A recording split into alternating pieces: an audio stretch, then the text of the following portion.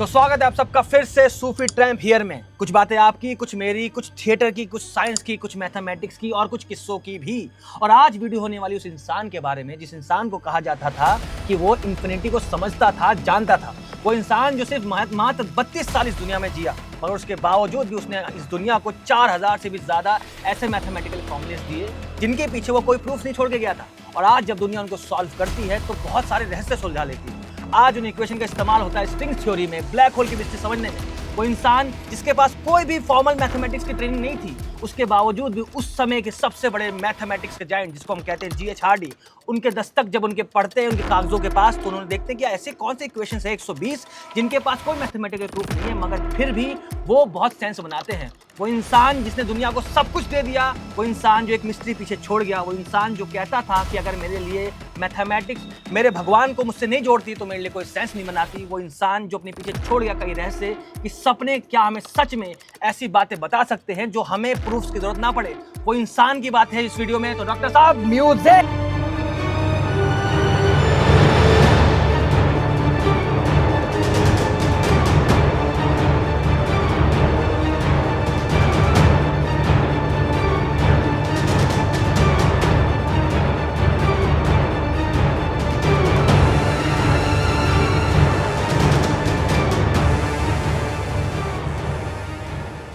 Welcome back to Sufi Tramp here once again.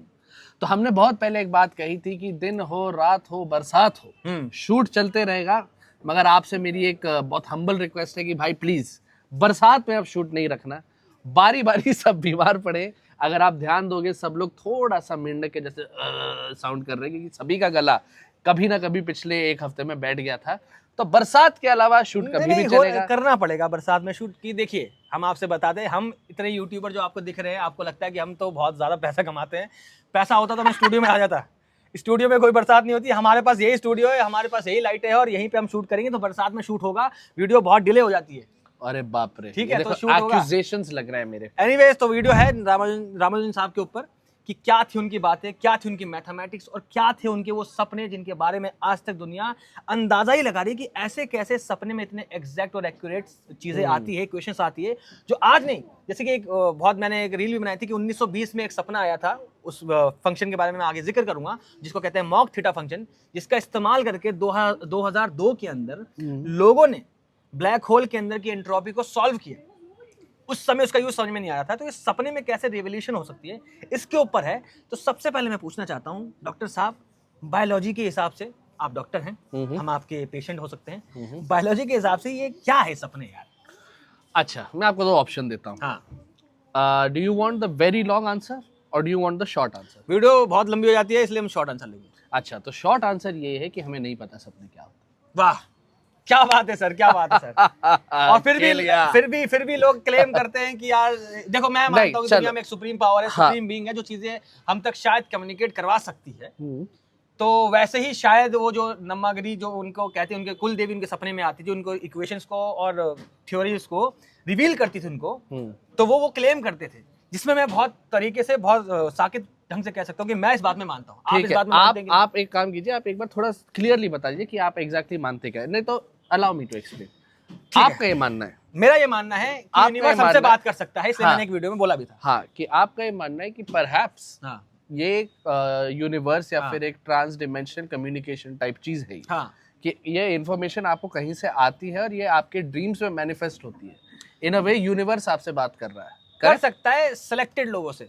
सब कहते हैं, स्पाइडरमैन में डायलॉग भी है, great power comes great responsibility. तो इस हिसाब से बात है। तो लेकिन आप बायोलॉजी के हिसाब से, ठीक है, ये हो गया बिलीफ। ठीक है, ये बिलीफ की बात हो गई। अभी हम ये बात करते हैं कि हाँ, हमें ये नहीं पता कि एग्जैक्टली सपने क्या हैं और क्यों होते हैं, मगर किस लिए होते हैं वो कुछ हद तक हमें पता है।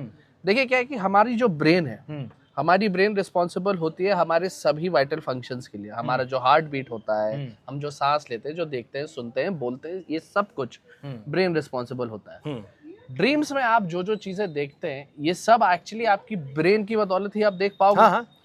तो साइंटिस्ट ने ये ऑब्जर्व किया है कि ड्यूरिंग स्लीप ब्रेन में एक्टिविटी चल रही रहती है। अब ये बता पाना मुश्किल है कि एग्जैक्टली क्या हो रहा है और क्यों हो रहा है, लेकिन बहुत सारी थियरीज हैं। एक थियरी ये है कि एक्चुअली ड्रीम्स के समय जो भी दिन में हमने देखा होता है, सुना होता है, पढ़ा होता है, बोला होता है, ये सब अभी एक रैंडम इंफॉर्मेशन कहीं ना कहीं आपके ब्रेन में स्टोर्ड है। अब क्योंकि इंफॉर्मेशन स्टोर्ड है, ये मेमोरीज बनेंगी कैसे? तो रात में ये सब जो इंफॉर्मेशन है ये एक तरह से फिल्टर होती है। जो इसेंशियल चीजें हैं वो रह जाती हैं और जो नॉन इसेंशियल चीजें हैं वो फिल्टर आउट भी हो जाती हैं और आपकी मेमोरीज बनना शुरू होती है। अच्छा, ये है एक थियरी।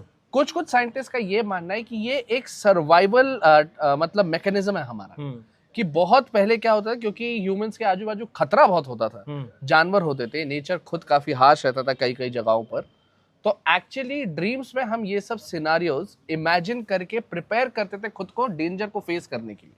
अच्छा, तो इसे थ्रेट सिमुलेशन थियरी भी कहा जाता है। एक चीज ये है कि जैसा कि हमने कहा कि हमें इतना तो पता है फॉर श्योर कि ब्रेन में एक्टिविटी चल रही है ना, हमने डिटेक्ट किया एक्टिविटी। तो ये जो ड्रीम्स हमें आती हैं, ये जो रैंडम एक्टिविटीज हो रही है ना, आपका माइंड थोड़ा सा एक्टिव तो है, तो ये आपका माइंड इंटरप्रेट करने की कोशिश कर रहा है कि क्या चल रहा है, और एक अजीब सी नॉन क्लियर एक पिक्चर बन जाती है, और ये है आपकी ड्रीम। मगर इससे अगर रामानुजन साहब से अगर हम लिंक करें तो इसमें बात ये आती है कि दिन भर रामानुजन नंबर्स के बारे में ही सोचते थे और लोगों का अपने कल्चर पर भी बहुत इम्पैक्ट पड़ता है। जैसे कि मैं अपने फैमिली मेंबर से बहुत क्लोज हूँ, मेरी जो एक नाइटमेयर है वो मेरे फैमिली मेंबर से जुड़ी हुई है, क्योंकि मेरी फैमिली से बहुत स्ट्रॉन्ग बॉन्ड है। मैं उनके बारे में सोचता हूँ, मेरी वो एक रिपीटिंग नाइटमेयर है जो मैं खुलकर तो नहीं बताऊंगा एग्जैक्टली क्या है, बट वो है। सिमिलरली रामानुजन की लाइफ में शायद नम्मागिरी देवी जी का बहुत बड़ा हाथ होगा। कई लोगों का रहता है, कई कम्युनिटीज में रहता है कि वो एक उनकी माँ जो थी बहुत ज्यादा ही मतलब बहुत ज्यादा रिलीजियस थी। उनके फादर तो खैर वो एक बहुत छोटी मोटी जॉब करते थे, क्लर्क थे, मतलब किसी शायद कपड़े की दुकान में वो क्लर्क थे। एनीवेज, तो वो बहुत ज्यादा उनसे रिलेटेड थी। उनकी माँ बहुत रिलीजियस थी और वही शायद अपने बच्चे पे उतरता भी है, और माओ को अपने बच्चे बहुत स्पेशल भी लगते हैं। तो उनको लगता भी था कि जो उनका बेटा है रामानुजन जो है वो दुनिया में बहुत नाम भी कमाएंगे, वैसे हर माओ को लगता है अपने बच्चों के लिए। तो ये है, शायद ये आप जो बोल रहे हैं इसको मैं ये मैं मान भी सकता हूँ कि शायद मेरी मम्मी को तो बहुत लगता था कि मैं करूंगा, मेरी मम्मी तो ये कि उन तक वो प्रभाव पहुंचा। लेकिन बात ये, आप जितने भी हमें साइंटिफिक और लॉजिकल चीजें देते, कई चीजें मैं मानता हूँ कि हमारी समझ के परे तो है, और ये बहुत बेवकूफी ये कहना कि साइंस के पास जितनी एक्सप्लेनेशन है उस पे वो बोल दे कि कुछ नहीं है, हाँ कोई और नहीं है, भी मुझे नहीं लगता। नहीं बिल्कुल, मैं बिल्कुल वो नहीं कर रहा हूँ। मैं बस ये बता रहा हूँ कि क्या क्या चीजें हमें पता है, हाँ है ना, और जो हमें पता है उसी से हम दुनिया समझ सकते हैं। तो जो नहीं पता है उस पर भी विचार होना चाहिए, जैसे कि आपने अभी बोला। तो मेरी बात खत्म नहीं हुई थी, मेरा पॉइंट ये था, तो अभी चुप रहना। ठीक है, वीडियो लंबी कर देंगे, ठीक है, इनके वजह होता है तो क्योंकि उनकी कल्चर में शायद नम्मागिरी देवी का बहुत बड़ा स्थान था। कई कल्चर्स में रहता है कि आपका एक कुल देवता रहता है जिनको आप बहुत मानते हैं, तो वो आपकी लाइफ में एक बहुत बड़ा रोल प्ले करते हैं। एक और चीज जो हमें फॉर श्योर पता है वो ये है कि जब हम कॉन्शियस रहते हैं, जब हम अवेक रहते हैं, तब हमारा एक प्री फ्रंटल कॉर्टेक्स होता है, हमारे ब्रेन का एक हिस्सा होता है जो रिस्पॉन्सिबल होता है लॉजिकल रीजनिंग के लिए। तो जब आप अवेक रहोगे और अगर आपको कोई वाइल्ड थॉट या वाइल्ड आइडिया आएगा और जो आपके दिमाग में एक आवाज रहती है, अरे भाई क्या कर रहा है या क्या कह रहा है, वो आपका प्री फ्रंटल कॉर्टेक्स है। वो स्लीप के टाइम बहुत कम एक्टिव रहता है। ठीक है, तो अगर रामानुजन के केस में, जैसे कि अगर उनके दिमाग में नंबर्स आ रहे हैं, सॉल्यूशंस आ रहे हैं जो सेंस नहीं बना पा रहे, लॉजिकली वो उन्हें कनेक्ट नहीं कर पा रहे, ड्रीम्स में ऐसा होगा कि क्योंकि वो प्री फ्रंटल कॉर्टेक्स थोड़ा सप्रेस हो जाएगा, क्रिएटिविटी जाग जाती है। क्योंकि logic in a lot of ways, जहां लॉजिक खत्म होता है वहां क्रिएटिविटी काइंड ऑफ स्टार्ट भी होती है ना, क्योंकि creativity is out of the box thinking. लेकिन आपको ये आइडिया नहीं लग रही कि रामानुजन जाने जाते हैं मैथमेटिक्स के लिए? और मैं एक किस्सा भी बताता हूँ, जी एच हार्डी जो उस समय के मतलब वेस्ट में सबसे बड़े नाम थे मैथमेटिक्स में, उन्होंने कहा था कि अगर मैं रेट करूँ 0 से 100 के बीच में, तो मैं खुद को बोलूँगा कि मैं 25 रेटिंग पे आता हूँ इन टर्म्स ऑफ महानता। मैं क्या नाम है, इंटेलेक्ट रादर, जो भी है, हिल्बर्ट साहब, डेविड हिल्बर्ट, जिन्होंने आइंस्टाइन की वो जो एकदम famous general theory of relativity की मैथमेटिक्स 6 दिन में सॉल्व की थी, उनको मैं 80 रेटिंग दूंगा, और रामानुजन को और आइंस्टाइन को 100 रेटिंग दूंगा।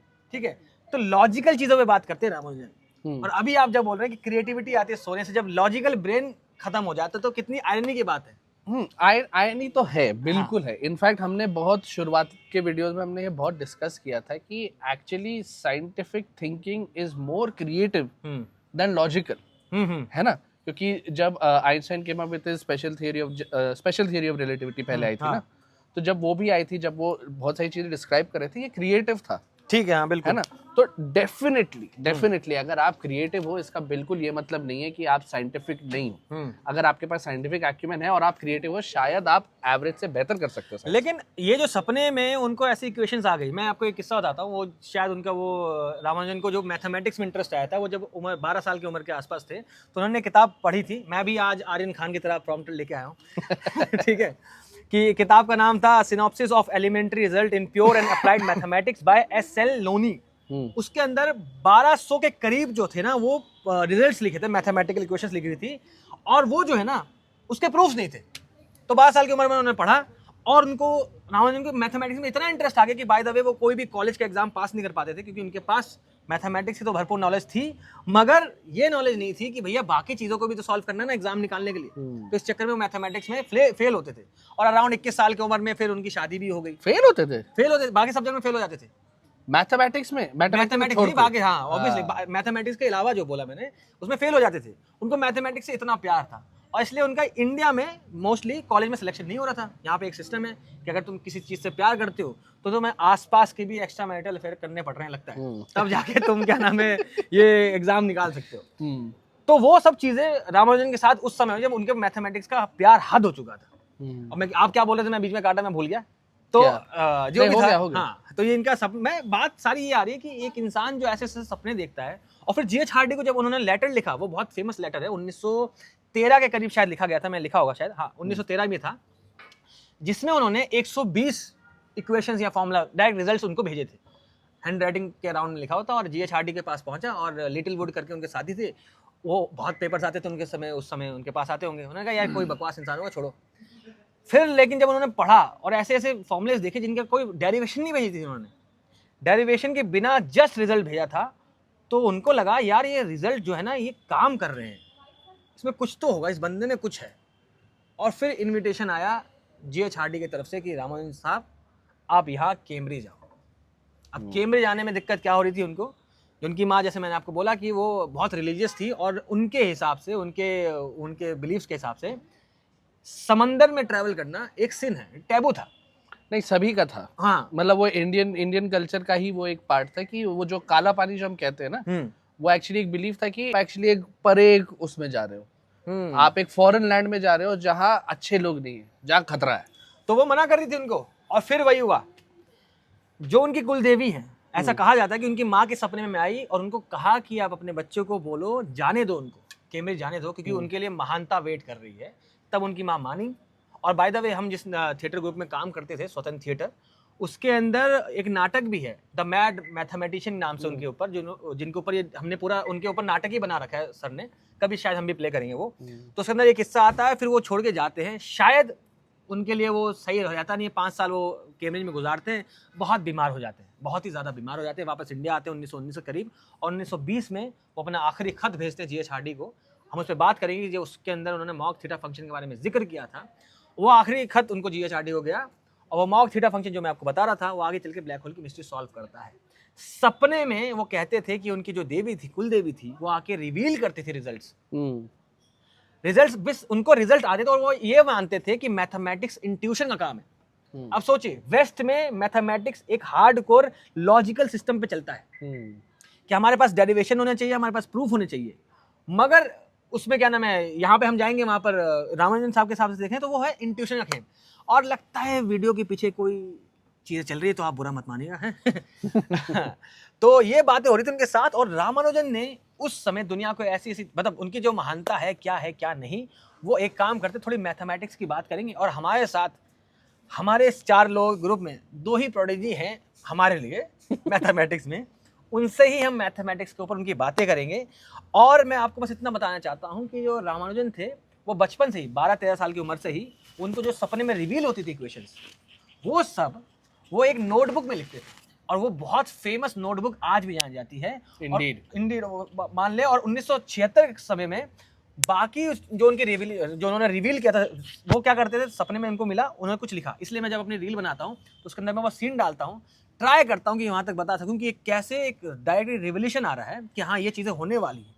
लिखते थे, 3 नोटबुक है उनकी, 3 नोटबुक, और एक जो बाद में लोगों ने जोड़ के बनाई, जिसको हम कहते हैं द लॉस्ट नोटबुक, जिसके अंदर अराउंड 4000 मैथमेटिकल इक्वेशंस हैं, रिजल्ट्स हैं विदाउट प्रूफ्स, जिसमें से लगभग सारे के सारे सही साबित हो चुके हैं। सारे के सारे, लगभग सारे के सारे सही साबित हो चुके हैं। कुछ जो सही साबित नहीं हुए हैं उनको बाद में मैथमेटिशियन ने कहा भी कि यार ये इसका कोई डीपर मीनिंग की तरफ इशारा कर चुके थे, और जो कुछ रह गए अराउंड मतलब 100 के अंदर ही नंबर है वो, जिसको अब तक मैथमेटिशियन प्रूव नहीं कर पाए हैं। इनफैक्ट एक मैंने नाम लिखा था इस समय 76 के समय में, एक मैथमेटिशियन थे 70 के समय में, ब्रूस बेर्नार्ड, उन्होंने पूरी वो किया, टीम बिठाई, उनकी नोटबुक ली और सारे के सारे समझना कोशिश करने लगा कि भैया वो ऐसी ऐसी चीजें निकाल के दे रहे थे उनकी मैथमेटिक्स कि दुनिया अचंभित हो गई थी कि ये जो जिस तक वो पहुंचे हैं बिना प्रूफ्स के पहुंचे हैं, वो बस आपको दे रहे हैं और वो रिजल्ट काम कर रहा है। जिसमें से 2-3 चीजों के ऊपर अभी अंकित साहब और दीक्षित साहब काम करेंगे और आपको बताएंगे कि उनकी 2-4 इक्वेशंस और 2-4 वो कैसे काम कर रहे थे, वो ये दोनों समझाएंगे। काम नहीं करेंगे, बात करेंगे, तो हो चुका है। मैं इनको माइक पकड़ा देता हूँ। आप शिकायत करते हैं कि यार माइक थोड़ा दूर रखना पड़ता है, जैसे कि आप जैसे कि आप कह रहे थे कि हमें हमारी प्रोडिजीज पर पूरा भरोसा है। हाँ बिल्कुल। तो आप अगर वो आपको डिसअपॉइंट कर गए, हाँ अंकित साहब इधर आइए, आपको माइक लगा देता हूँ। प्रोडिजी का कैसा है ना, हाँ। आपको विश्वास है, मतलब इन लोगों को विश्वास है कि हमारा मैथ्स अच्छा है, तो एस एल लोनी किताब मैंने इन्होंने 12 साल में किया। हाँ। मैं 11th क्लास में था, तब मुझे अपनी लाइब्रेरी में वो किताब मिली थी, फिर ML खन्ना वगैरह वगैरह, तो ऐसा पर वो सिर्फ निकालने के लिए पेपर। हाँ। असली मैथ जो हमें पता है तो अभी से ही ट्राई, पता तो नहीं है, हम पता मतलब ऐसे चलता है। अच्छा मैथ में हमारा इंटरेस्ट है। तो आओ मैं ट्रायल आपसे बस शुरू है एक अभी। चीज पूछता हूँ कि मैंने इसके वीडियो चालू होने से पहले भी डिस्कशन किया था, पार्टीशन फंक्शन के बारे में बताइए, फिर महानता समझ में आएगी। पार्टीशन फंक्शन बताते हैं, हाँ ठीक है, थोड़ा मैं बताता हूँ, थोड़ा आप बताना, ठीक है, हो जाएगा। थोड़ा मैं, थोड़ा आप, फिर तुम, फिर मैं। अरे वीडियो लंबी हो रही है, चलो। तो पार्टीशन नंबर जो है वो कि एक नंबर को, लेट से 5 एक नंबर है, उसको क्या जब हम पार्टीशन करके जब दिखाते हैं तो कितने तरीके से समेशन ऑफ नंबर्स का वो दिखाया जा सकता है। हाँ, जैसे कोई एक नंबर है, सपोज दैट, है ना, जैसे 5 बोलो या 4 बोलो, है ना, तो उसको कितने डिफरेंट फॉर्म में हम उसको ब्रेक करके अलग अलग नंबर के सब में दिखा सकते हैं। फॉर एग्जांपल अगर 4 लेते हैं तो 4 तो आप उसको कैसे दिखा सकते हो, तो एक तरीका है 1 + 1 + 1 + 1, एक तरीका आ गया। सेकेंड है 3 + 1, फिर है 2 + 1 + 1, फिर है 2 + 2, है ना। इस तरीके से टोटल डिफरेंट कितने कॉम्बिनेशन बनते हैं, तो वो एक आंसर आता है कि 5 शायद आता है ना। तो हाँ, P अगर हम 4 की बात लें तो P ब्रैकेट N, तो ये पार्टीशन फंक्शन को अगर हम P N में डिनोट करें, हम क्या करें, डिनोट होता है वो, तो P4 जैसे इन्होंने बात करी, 4 + 0, 3 + 1, 2 + 2, 1 + 1 + 1, तो जीरो पॉजिटिव इंटीजर्स ही लेते हैं। और मेरे को भुला दिया थोड़ा, 4 + 0, 3 + 1, जीरो 2 + 2, 2 + 1 + 1, 1 + 1 + 1, फिर हो गया ना। बोलो। तो एक्चुअली 5 तरीके से। तो अब क्या है ना, इसी से हुआ P ब्रैकेट में 5k + 4, ठीक है, जिसका मॉड वैल्यू 5 बाद में कहा गया। तो 5k + 4 मतलब ये है कि अगर P4 है, 5k की वैल्यू अगर 0 रखी तो 5k + 4 में P4 आता है, 5k + 4 में 1 रखी तो 9 आता है, ठीक है। तो एवरी 5th नंबर 4, 9, 14 ये डिविजिबल बाय 5 आता है, इसीलिए वो 5 तरीके से आता है, ठीक है। सेम गोज फॉर P7 +, देखो ये डिवीजन जो है ये तो हम नंबर सिस्टम से कहीं ना कहीं कोई ना कोई कर देता, ये जो पैटर्न फाउंड करना था ना, ये रामानुजन जी ने किया, जैसे, और उसका ऐसे लिखा P5k + 4, P7k + 5 और P11k + 6, ठीक है। आप कुछ कहना चाह रहे हैं? नहीं, बिल्कुल सही कहना चाह रहे। तो एक्चुअली क्या था, पार्टीशन थ्योरम में कोई भी एक नंबर है ना, तो उसको कितने डिफरेंट नंबर के सब में हम लोग दिखा सकते हैं, हाँ। है ना। जैसे 4 को आप देखोगे तो 5 तरीके से हम लोग दिखा सकते अभी तो आप 4 कह रहे थे। अभी छह कह रहा था वो। 6 कह रहे थे। 6 तुम्हारे अकॉर्डिंग 4 + 0 पे है ना, तो वो मतलब 5 मैं ही हुआ। एग्जांपल दे रहा हूँ कि 4 नंबर 4 जो है अगर आज बहस कर लें क्या? उसको मैं भी नोटबुक लेके बैठ जाऊंगा, मैं बता रहा हूँ। तो इसको 5 तरीके से हम लोग दिखा सकते थे, तो वो तो चलो ठीक है, वो तो आप भी जोड़ ही सकते हो। यूनिक क्या था उनके थ्योरम में, है ना, यूनिक ये था पैटर्न ढूंढना, कि जैसे आप एक कोई भी नंबर लेते हो जो 5n + 4 के टर्म में हो, है ना, तो उसके टोटल नंबर ऑफ वेज जब निकालोगे कि कितने नंबर आएंगे, तो हमेशा 5 से डिविजिबल हो ये जाता है। रिपीट हो रहा है ये शायद है ना? वीडियो। तो ये हो चुका जैसे है। नंबर 4 था तो उसके कितने डिफरेंट पॉसिबिलिटीज आए थे, 5, तो वो 5 5 से डिवाइड हो जाएगा। वैसे ही 2 और पैटर्न उन्होंने बताया था, एक था 7n + 5, हाँ है ना, जैसे आप n = 0 रखो तो नंबर 5 आएगा, 1 रखो तो 7 + 5 12 आएगा। इनका अगर total different number of ways निकालोगे तो वो 7 से 7 डिवाइड हो divide जाता हो है। ये पैटर्न ढूंढना था। 11n + 6 एक उन्होंने पैटर्न बताया था जो 11 से डिवाइड हो जाता था बिल्कुल। नंबर ऑफ तो वेज। ये तो पैटर्न थे और ये पैटर्न फाउंड हो गया था। ये पैटर्न मैं भी बोल चुका था, इन्होंने बस रिपीट कर दिया। बट एनीवेज चलो, फिर उसके बाद इस पैटर्न को एक ढूंढना एक उनकी डिस्कवरी थी। फिर उन्होंने GHRD की बात हुई, तो GHRD के साथ मिलके GHRD रामानुजन असिम्प्टोमेटिक थ्योरी या थ्योरम दी। तो उसमें उसका था कि अगर अब छोटे मोटे नंबर्स तो हम देख सकते हैं, जब हमें लार्जर नंबर की बात करनी है, लेट्स से 100 उसका करना है, तो 100 का कितना रहेगा? 100 का मतलब जैसे अभी देखे कि मैं याद करके आया हूँ 1905699291। तो जैसे अभी था ना कि 4 को अगर हम देखें पॉसिबिलिटीज, तो 5 पॉसिबिलिटीज है। तो अगर आप कोई नंबर लेते हो, है ना, तो बहुत सारे पॉसिबिलिटीज आ जाते हैं। जैसे 100 का ही जो 1905699291। तो इसका भी एक फॉर्मूला निकाला Pn, जो कि अप्रोक्सीमेटली, वो अप्रोक्सीमेटली का साइन है उसके आगे, e⁻ पाई √2n/3 का होल डिवाइड करें जब हम 4n √3, ये इस पूरे फॉर्मूला में अगर n की वैल्यू 100 रखेंगे 1905699291 तो ये आता है।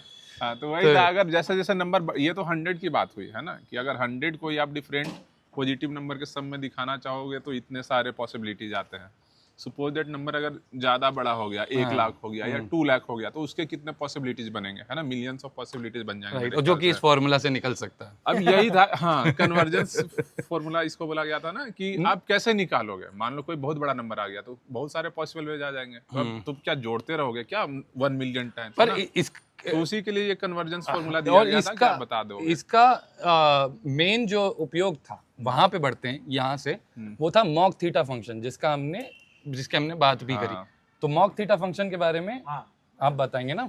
मॉक थीटा फंक्शन के साथ एक्चुअली एक चीज और है, रुको मैं लेता हूँ। हाँ, एक्चुअली था कि मॉक थीटा फंक्शन जब आया था, जो लास्ट लेटर में मेंशन हुआ था, है ना, तो उसको और साथ में ये जो अभी पार्टीशन थ्योरम था, दोनों को मिला करके यूज किया गया था इंट्रोपी, ब्लैक होल की इंट्रोपी बताने में। वो मैं समझाता हूँ। तो वो कैसे होगा? हाँ, वो बताता हूँ। तो सबसे पहले वो माइक निकाल दो अंकित साहब और डॉक्टर साहब को दे दो। डॉक्टर साहब, हमारे जब हम बात, आपने अब नोटिस कर लिया हो एक चीज कि सिर्फ मैं और डॉक्टर साहब नहीं लड़ते, हमारी पूरी टीम बहसों में पड़ी रहती है और एक दूसरे से ऐसी मजाक मस्ती करते रहती है, तभी ये चीज चलती है। प्यार है पगले। ये शायद है। तो प्यार है। माइक पे बोलो, आवाज नहीं आएगी। तो इसे तुम्हारे माइक में बोला। ठीक है। अवेयरनेस बहुत रहती है। Yes, Awareness yes, yes. बहुत जरूरी है। तो अभी चीजें बात हो रही थी, बहुत वीडियो जो है ना, ये भी सपनों की तरह जा रही है। शायद बीच बीच में आप भी बोलेंगे यार कितना ये लोगों ने बहस किया, ये सब किया। आप सोच के देखिए, हम लोगों के पास एक बहुत स्पेशल दुनिया जितनी लगती है, मोस्टली जो दुनिया नजर आती है दुनिया को, लोगों को, वो सिमेट्रिक नजर आती है, सिमेट्री में नजर आती है। और उसको सॉल्व करने के लिए बहुत सारे सिमेट्रिक क्वेश्चंस होते हैं। मान लीजिए एक पानी है, पानी का तालाब है, या फिर मान लीजिए आपने पानी में एक बोल में पानी रखा, उसका आप इंक ड्रॉप करते हैं, तो एक रिपल्स फॉर्म होते हैं और वो सिमेट्रिकली फैलते हैं। या फिर जब मान लीजिए आपको कोई, जब मान लीजिए एक राउंड काइंड ऑफ तालाब है, उसमें जो एल्गी जम रही होती है वो सिमेट्रिक वे में चल रही होती है, उसको समझाने के लिए हमारे पास सिमेट्रिक वे में फॉर्मुलेज आए थे, सिमेट्री समझाने के लिए। अच्छा। उसको कहते हैं theta function. Theta basically symmetries में जा रहा था। और क्या होता है क्या नहीं होता, बहुत मैथमेटिकल जो कॉम्प्लेक्सिटीज है उसको छोड़िए, यूज में ये है कि हम सिमेट्री को समझने के लिए हमारे पास एक ऐसा फंक्शन था, एक ऐसा मैथमेटिक्स थी जिसको कहते हैं थीटा फंक्शन कह रहे थे। डोनट शेप जो होता है, डोनट की जैसे टोरॉइड हो गया, उसका जो शेप है, उस सब को समझने के लिए भी हम इस्तेमाल करते थे यही थीटा फंक्शन का। अब रामानुजन ने जो दिया हमको एक फॉर्मूला, जब उनको रिवील हुआ था सपने में, वो मॉक थीटा फंक्शन इसलिए बोला गया क्योंकि वो नजर तो आ रहा था थीटा फंक्शन की तरह, मतलब कि हमें लग रहा था ये क्या नाम है सिमेट्रिकल वे में बिहेव करेगा, सिमेट्रीज को जानने के लिए बिहेव करेगा, मगर वो इस्तेमाल नहीं हो रहा था। तो इसलिए वो दिखने में हमें थीटा फंक्शन की तरह लग रहा था, सिमेट्रीज के यूज होने वाला, लेकिन लग नहीं रहा था कि भाई ये अप्लाई नहीं हो रहा था। तभी उसका नाम मॉक थीटा फंक्शन दिया गया था, कि जो थीटा फंक्शन की तरह मॉक करता है, नकल करता है। 1920 में उन्होंने वो सपना है, उन्होंने भेज दिया। अब आगे चल के जैसे अंकित साहब बता रहे हैं, दीक्षित साहब ने बोला, ये दोनों का इस्तेमाल जब किया गया मॉक थीटा फंक्शन का और इसका, अब देखिए मैंने एक बात रील में भी की थी कि शायद 1974 में जब स्टीफन हॉकिंग ने ये माना था कि ब्लैक होल जो है इन्फॉर्मेशन डिस्ट्रॉय नहीं करता, ब्लैक होल इन्फॉर्मेशन समेट लेता है। अब किस फॉर्म में समेटेगा, किस फॉर्म में रखेगा, जाहिर सी बात है अरेंजमेंट के फॉर्म में। अब ये बहुत ना, मैं आपको मोटे मोटे तौर पे समझाने की कोशिश कर रहा हूँ कि अब अगर आप बोल रहे हैं कि ब्लैक होल के अंदर कोई चीज़ गई और उसकी इन्फॉर्मेशन डिस्ट्रॉय नहीं हुई है, मतलब वो इन्फॉर्मेशन किसी रूप में रुकेगी। अब किस रूप में रुक सकती है, वो अंदर के जो उसका माइक्रो स्टेट्स हैं, मैक्रो स्टेट्स हैं, उसके अरेंजमेंट में रुक सकती है। अब उस अरेंजमेंट में भी एक सिमेट्री है, जो कि कह सकते हैं दुनियावी सिमेट्री की तरह नहीं। यस, तो एक नकल कर रहा है black hole kind of symmetries का। और तब सैंडर साहब थे शायद 2002 में, उन्होंने जब मॉक थीटा फंक्शन को इस पर अप्लाई किया।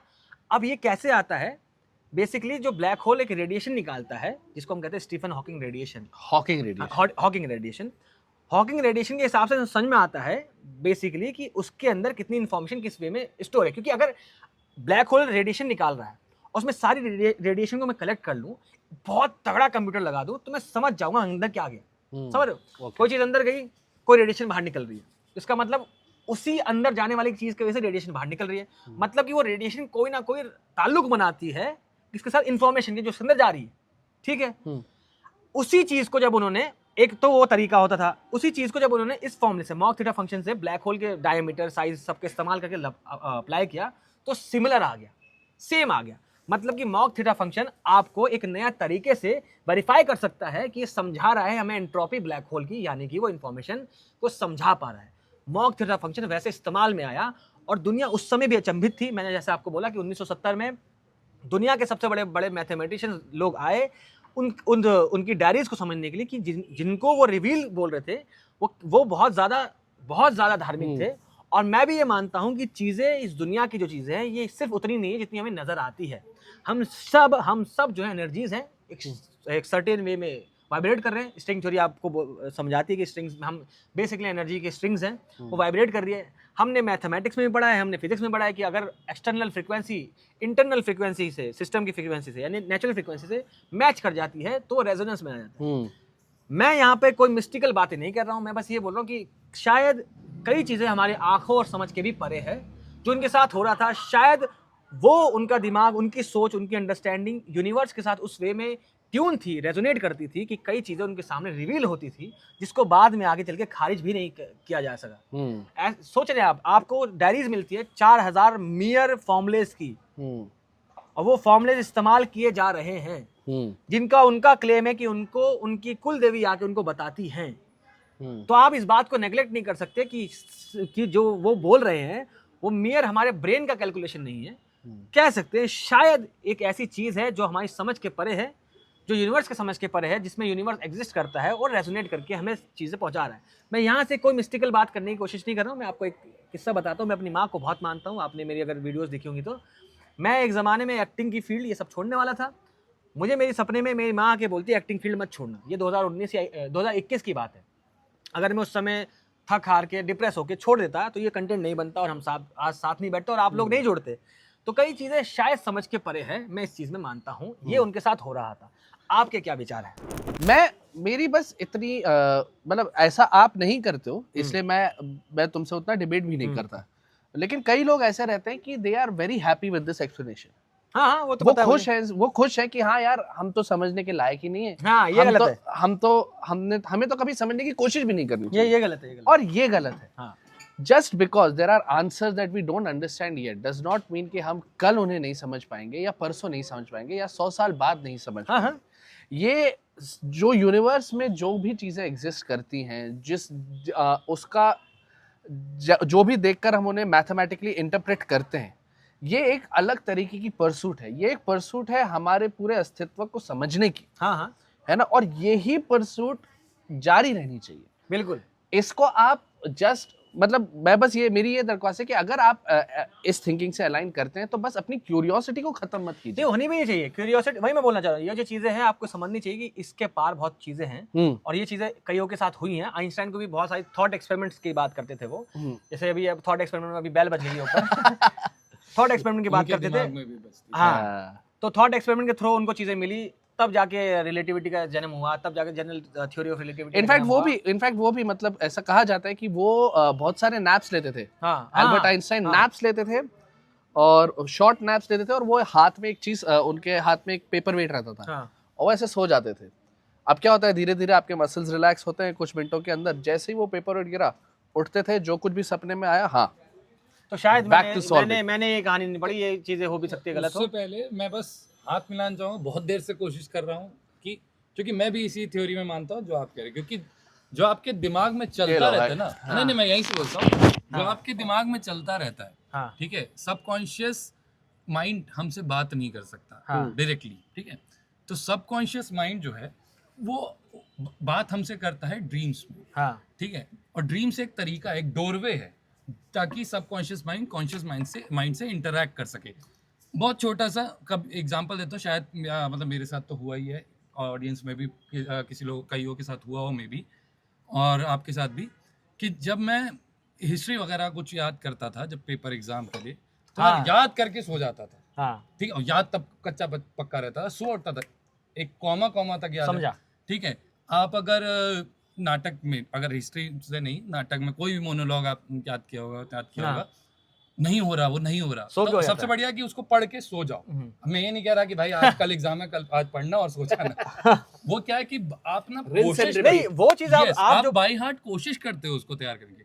अब लेट्स से यहाँ पे ये थ्योरी, जैसे वो कह रहे हैं उनको, या आइंस्टाइन का जो भी आपने एग्जांपल दिया, मेरे को देखना, इट इज मोर लाइक कि मैं, जैसे व्योम ने शुरू में बात कही कि दिमाग में चल रहा है, मैं दिन भर उसी चीज के बारे में सोच रहा हूँ, तो मैं सोऊंगा तो आएगा ना आइडिया। हम भी कभी कुछ वीडियो बनाने जाते हैं, मतलब जब मैं कोशिश करता हूँ कि अच्छा ये लिख लिया, लिख के अभी रोक दिया नाटक में, और कुछ राइटिंग कर रहे हैं, नहीं आ रहा, फिर कुछ सो के अरे यार आ गया, वो सपने में सीन आता है, वो बेसिकली सपने में कोई मुझसे इंटरेक्ट, मेरा ऐसा मानना है, कोई मुझसे इंटरेक्ट नहीं कर रहा, वो मेरा ही ब्रेन है। क्योंकि क्या है ना, इस पे शायद व्योम का भी मैं चाहूंगा कि बोले, ब्रेन इतना कॉम्प्लिकेटेड है, बहुत, कि हम उसके अभी तक नहीं कर पाए, और बहुत टाइम लगेगा हमें कि कौन सी नर्व कहाँ पे क्या क्लिक करके क्या सोच रही है, क्षण में क्षण कुछ हो जाता है। कई चीजें जो आप बोल रहे हो, जो आपने बोला, जो इन्होंने बोला, वो बात तो बिल्कुल तय ही है कि दिमाग कांस्टेंट सोच, जैसे उन्होंने बताया था वीडियो की शुरुआत में कि टेक्निकल टर्म्स में दिमाग पूरी तरह से कभी सो नहीं रहा, वो वर्क कर रहा है। आपने कुछ चीज पढ़ी, समझी, देखी, दिमाग उसको फंक्शन करेगा, प्रोसेस करेगा। कई बार कई चीजें समझ के परे होती है, जिसको मैं बोल रहा था, जो उनके जैसे वो बोलते हैं रिवील होती है। आपने माइक गिरा दिया, कोई बात नहीं, माइक ठीक है। तो ये चीजें के ऊपर बात चल रही थी। मैं ये मानता, जैसे मेरे हिसाब से रामानुजन का इंट्यूशन बहुत तगड़ा था। एक कहानी आती है जो मैंने वीडियो बनाई भी थी, जिसके ऊपर taxi number series, taxi cab series कहते हैं। टैक्सी कैब क्यों कहते हैं? रामानुजन बहुत ज्यादा बीमार हो गए थे इंग्लैंड जाने के बाद, जाहिर सी बात है, वो प्योर वेज थे, पूरा जो वेस्ट है शायद बहुत नॉन वेज होता ही है, खाना बहुत कम था, न्यूट्रिशन जो उसमें में बिलीव करते थे, बिहेव करते वो अलग था, तो बहुत ज़्यादा बीमार हो गए थे। तो जब GH हार्डी साहब उनसे मिलने आए तो उन्होंने बोला कि रामानुजन यार, मैं जिस टैक्सी से आया ना, तो बहुत अजीब सा नंबर था उसका, 1729। इंट्यूशन के साथ उन्होंने बोला ये तो कितना खूबसूरत नंबर है, ये वो नंबर है जिसको मैं दो तरीके से रिप्रेजेंट कर सकता हूँ, दो अलग अलग नंबर के क्यूब से, जिसको मैं लिखा भी था, the sum of two cube. Aryan Khan की तरह मैं लिख के लाया फिर से कि 10 क्यूब प्लस 9 क्यूब और 12 क्यूब प्लस 1 क्यूब। ये उन्होंने इंट्यूशन से बोला, तो उनका इंट्यूटिव ब्रेन बहुत तगड़ा था। लेकिन क्या थी रहस्य, क्या नहीं थे, वो तो खैर रामानुजन साहब के साथ ही चले गए। हमारे पास बस वो कागज बचे हैं जिनमें उनकी राइटिंग छुपी हुई है, जिसपे कई सारे क्वेश्चन छुपे हुए हैं, जिनको आज तक लोग दुनिया समझने की कोशिश कर रही है। वो इंसान जिसको दुनिया ने बोला है कि वो इंसान इकलौता वो था जो शायद इन्फिनिटी को समझता था, जिसके ऊपर मूवी भी ऐसी बनी है कि the man who knew infinity. और हम भी ये मानते हैं कि हमारे देश के जो मिट्टी से निकल के गए रामानुजन साहब, और दुनिया में हमारी मैथमेटिक्स को इतना ब्रॉड कर गए कि आज भी उनकी इक्वेशन को इस्तेमाल करके हम कई सारे रहस्यों को सॉल्व कर रहे हैं। उनके इक्वेशन ही खुद रहस्य हैं, और वही रहस्यों को सुलझाने में काम भी आ रहे हैं। ये वीडियो थी उसी इंसान के बारे में। और बाय द वे हर बार हम वीडियो में थोड़ा सा एक नगेट छोड़ जाते हैं लोगों के लिए कि आप कमेंट्स में बताइएगा। तो 1729 was the taxi cab number जो GH हार्डी ने देखा था।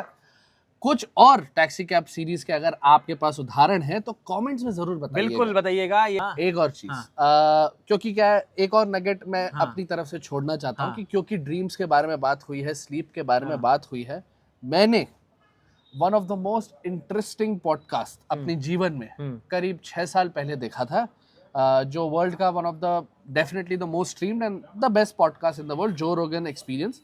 उसमें मैथ्यू वॉकर करके एक साइंटिस्ट आए थे जो बर्कली में स्लीप स्टडी करते हैं, स्लीप और ड्रीम्स का क्या रोल होता है, जरूर देखिएगा तो इस और वीडियो को अपनी अंडरस्टैंडिंग को बढ़ाइए, not just science but also sleep. तो ये वीडियो बहुत लंबी खींच दी इन लोगों ने, आपको पता चल रहा है। इस वीडियो को मैं खत्म करना चाह रहा था, खत्म हुई नहीं थी। आप भी कुछ बोलना चाह रहे हैं? मैं भी थोड़ा बहुत जल्दी बोल दे, अब तो 45 मिनट हो गए हैं। थोड़ा सा वही कि इन्होंने बीच में मेंशन किया था कि जब ये स्वतंत्र थिएटर में काम कर रहे थे, तो अब क्या है कि हम नहीं करते अपने बारे में प्रमोशन, और ये कल बात हम लोग मेरे से डिस्कस कर रहे थे कि कैसे मैं बताऊं लोगों को कि मैं नाटक कर रहा हूं, तो कहाँ पे आऊं, कैसे आऊं, लोग पूछ रहे हैं। हाँ। तो अपने नाटक के बारे में ठीक है, बता दो ठीक है। यार, अभी आखिरी तक अगर कोई आए तो पता तो चले कि ठीक है। वीडियो के बाद मुलाकात कहाँ पे हाँ। करेंगे। तो पुणे में अभी मैं हूँ, और पुणे में ही मैं अपने पुराने ग्रुप स्वतंत्र थिएटर के साथ एक नाटक कर रहा हूँ, जो नाटक 30 तारीख को होने वाला है बाल गंधर्व में। यहाँ पर एक जेम रोड है, वहाँ पर वो पूरा वो ऑडिटोरियम है, 800-900 सीटें वो है। नाटक फ्री है, रात के 9:30 बजे होगा। ये वीडियो थी कहानियों के बारे में, ये वीडियो थी मिस्ट्रीज के बारे में, ये वीडियो थी उस इंसान के बारे में जिसने पूरे की पूरी दुनिया को बदल के रख दिया। ये वीडियो थी रामानुजन के बारे में, ये वीडियो थी हमारे बारे में, आपके बारे में, सपनों के बारे में। और सपने देखते रहिए। धन्यवाद। जय हिंद।